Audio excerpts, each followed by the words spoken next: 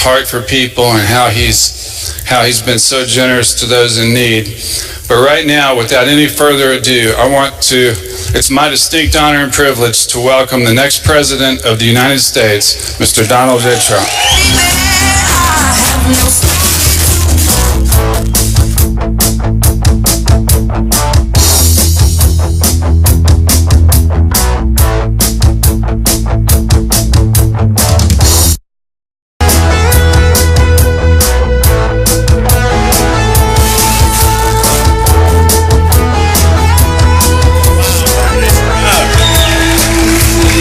It's a great place. Thank you very much, everybody. Thank you very much, Jerry.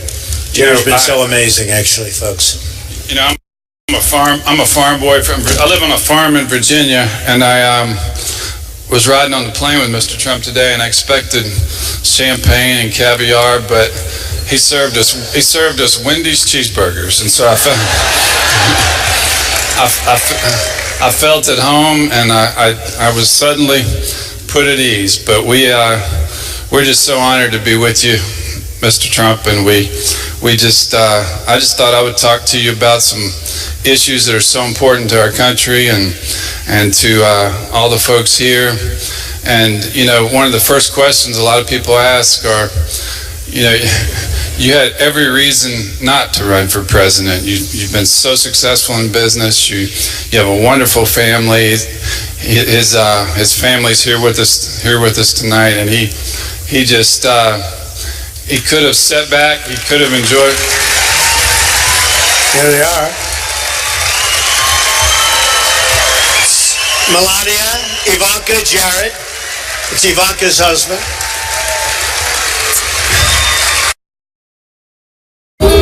क्या धरा की तमन्नाओं को मिलेगी पंख?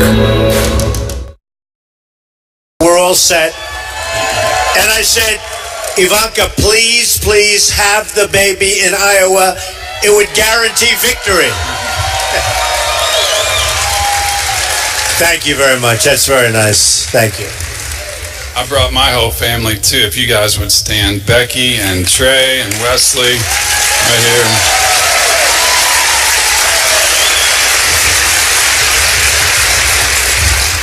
But my younger son just got married at Mr. Trump's vineyard, and it's near where we live. And my wife pointed out to a crowd earlier today that we paid full market rate to use that venue, not one penny discount, even though he offered it. So. Actually, when he said we insist on doing that, I doubled up the prices. I figured, what the hell? But it was worth every penny. It was a beautiful venue, and I'm so glad my family was able to join us. But what motivated you to run for president when you could have just sat back and enjoyed your business successes and your family and you know, for a national politician, it's such a vicious atmosphere now. It's the scrutiny and the lies. I heard several lies told about you today by some of the other candidates. No, these people are the worst. I thought real estate people in New York were bad. These politicians are the worst liars. Wow. They are terrible. These are terrible. One of them. They'll say anything. It's like incredible. Actually, we saw one. We were both amazed at it. It says voter violation. Did you see this today? The Cruz campaign. Voter violation.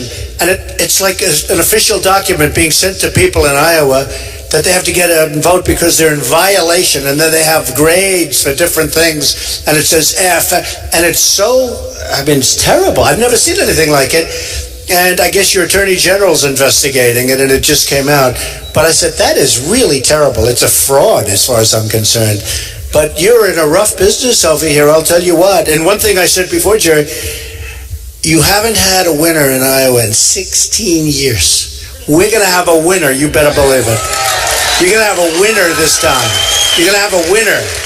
We're going to change that. That's a bad spell. 16, that's a lot of years. Well, one of the candidates said you voted for Obama both times, and I heard you tell Bill O'Reilly the other night that you voted for McCain and Romney. And I was on the committee. Yeah, and you helped them raise money, and so it's just, they'll stop at nothing, and it was, anyway, but one of them actually did. They said, I was pushing Obama in '08. I was on McCain's committee. I liked McCain. He was a nice guy. It was a tough deal for him. I mean, that was an election that was tough to win because of what happened a couple of months previous with the economy.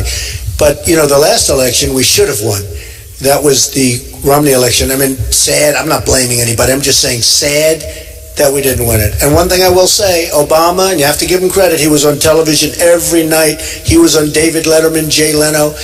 And Mitt was not around very much. And I'd call their campaign and say, why is he not going on television? He's got to go on television. He ended up losing. That was an election that we should have won. That should have been a victory. He had a failed president, and that was an election that should have been won.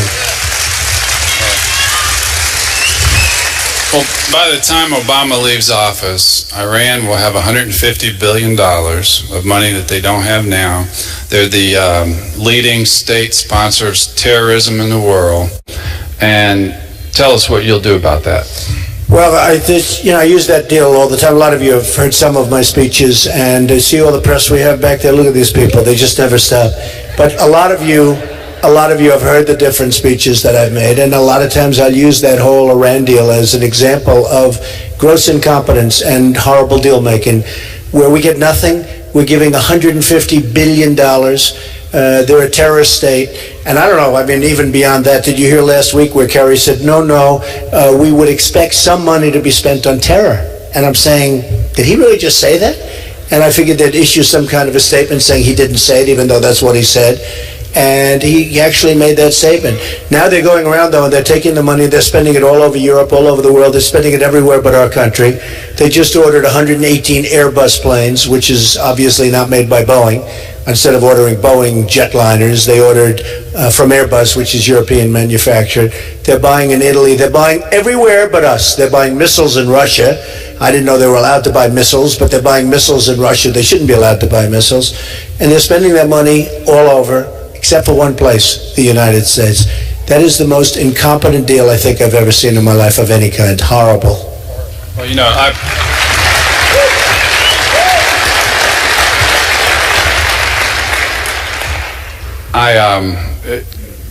Mr. Trump first spoke at Liberty University in 2012, and I'm endorsing Mr. Trump personally, not for Liberty University, but I just have to make that clear. But we started to learn a few things about Mr. Trump. I did, after I got to know him and he became a friend, and I started to learn about how he was so generous. He had found out about Clyde Frazier Jr., who had operated the Harlem Hoops basketball tournament in the inner city.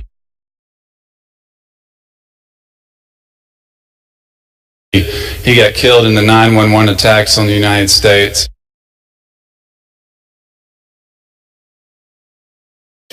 Mr. Trump tracked down his father, found him, gave the money to keep the tournament going. He heard about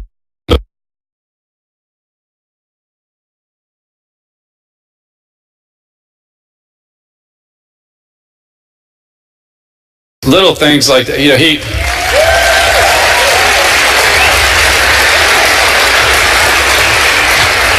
After he visited Liberty, I told him about another Christian ministry in another state that needed some help. I learned in a few days he had donated $100,000 to that ministry.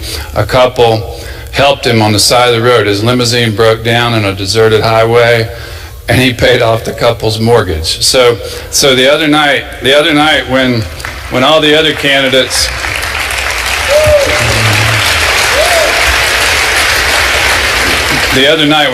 candidates were sparring on the stage, he decided to hold an event to raise money for veterans. He raised $6 million for our veterans.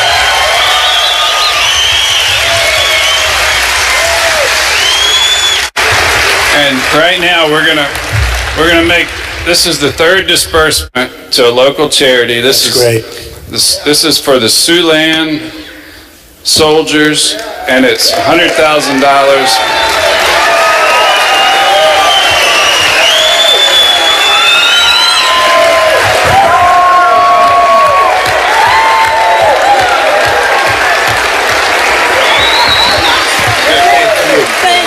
So we had a great evening, and these are incredible people. And because of the largesse, because of the niceness of Carl Icahn, who's one of our great businessmen and who will help us with our negotiations with China. Believe me, we're going to come out just fine, and many other places, and many other businessmen that are friends of mine. Phil Ruffin gave $1 million from Las Vegas, and Carl gave $500,000.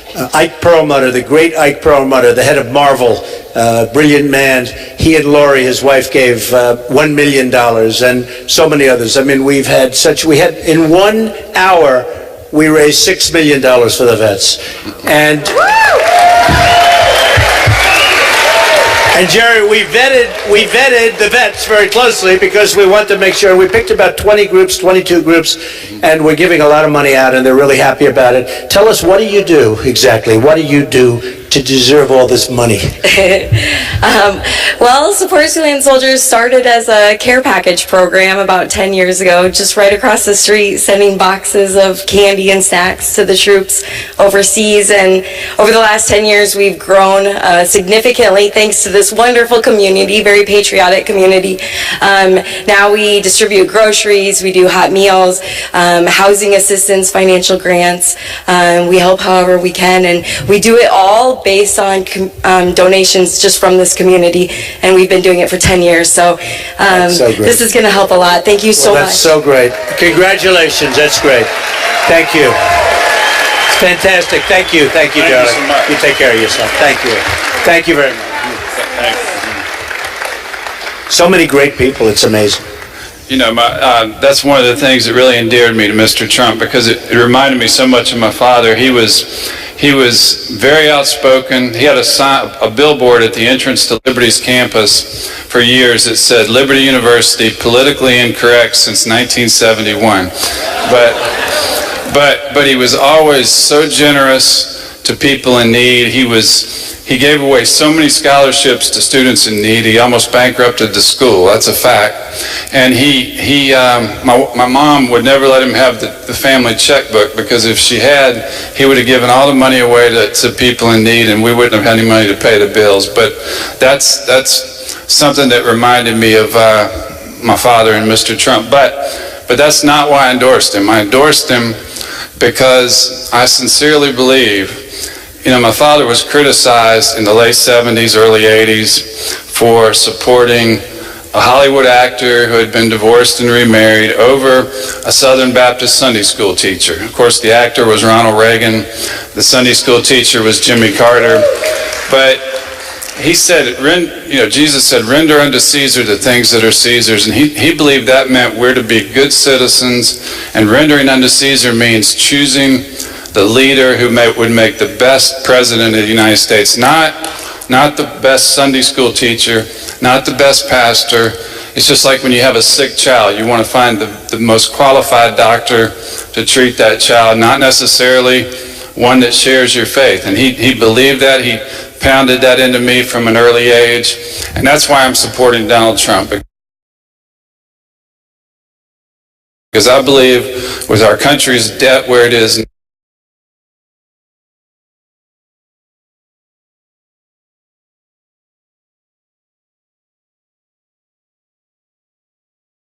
the real world, and that's why I decided to endorse Donald Trump. But Thank you. Thank you, Jerry. So nice. But you know, So nice. Thank you, Jerry. You know, under Obama's leadership, we're going to add $10 trillion to our debt, more than all the other presidents in history combined. Right. And you're going to inherit that mess. What will be your course of action to turn it around? Well, number one, we have to stop the fraud, waste, and abuse. It's massive throughout our country. It's massive, and everybody's, into that, and we're going to do that. But we're going to bring back our jobs. If you look at what China's done to us, what Japan, I've been talking about this for years, but the politicians, they're all talk, they're no action, they have no clue how to do it. But if you look at China, Japan, Mexico, I have great relationships with Mexico, with the people of Mexico. I have thousands of Hispanic employees. In fact, Ivanka is